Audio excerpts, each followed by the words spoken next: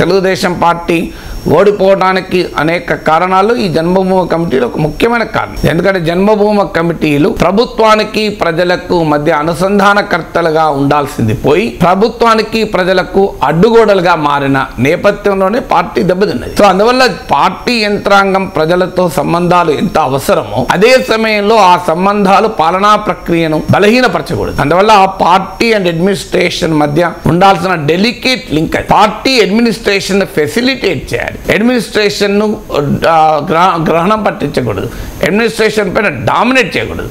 అందువల్ల పింఛన్లు యూనివర్సల్ పింఛన్స్ ఇప్పుడు మన దగ్గర గ్రామంలో 10 మందికి ఇచ్చి 100 మందికి ఇచ్చే పెన్షన్లు కాదు, ఆ రోజులు పోయాయి. ఇప్పుడు సార్వత్రిక పెన్షన్స్ అంటే యూనివర్సల్ పెన్షన్స్ ఇచ్చే విధానం, సాచ్యురేటెడ్ పద్ధతిలో సంక్షేమ పథకాలు అమలు చేసే విధానం మన రాజశేఖర రెడ్డి హయాం నుంచి మొదలైంది. తర్వాత ఏ పార్టీ వచ్చినా దాన్నే ఫాలో అవుతున్నారు.